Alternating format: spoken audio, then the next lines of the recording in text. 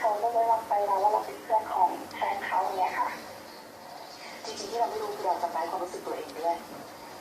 ใช่เพราะคนกลางสบายตัวจ้ะถูกปะ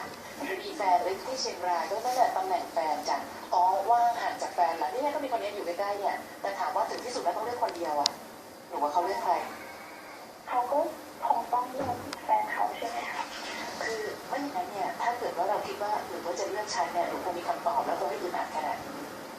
ถ้าถามว่าถ้าเขาไม่รักแฟนเขาสักนิดนึงเนี่ยก็เลิกสิไกลก็ไกลถูกปะ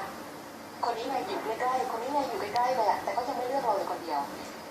การที่หนูบอกว่าเขาเริ่มติดแฟนเขาไม่บอกว่าไปกับเราเนี่ยเราแอบดีใจว่านี่ไงแฟนเขาต้องมีอะไรพิเศษแน่เลยแต่จริงแล้วเนี่ยอีกมุมหนึ่งเขาดูแลหัวใจแฟนเขานะคะ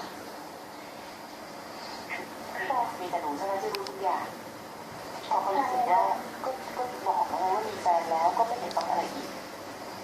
เห็นปะถ้าเพียงแต่ว่ากับแฟนเขาแล้วทำให้หนูมีตัวตนขึ้นมาเนี่ยเขายังไม่ทำเลยงั้นเอาหนูซ่อมเลยดีกว่านึกออกหรือยังว่าเราไม่ได้ทำร้ายแต่หัวใจแฟนเขาแต่เราไม่แหละทำร้ายตัวเองด้วยนะคะเวลาที่ชอบไม่รู้ว่ามันยากแต่ในที่สุดแล้วถ้ามาทำร้ายคนอื่นแล้วเราแบบคือบอกตัวเองซื่อๆง่ายๆเลยเขามีแฟนแล้วแล้วเราถอยออกมาสักนิดนึงย่ออย่างไรปัญหาจะไม่ใหญ่ไปกว่านี้ค่ะไม่ควรเป็นเพื่อนสนิทกันก็เลยมองอะไรที่แบบเราคอยห่างเอาไว้ค่ะ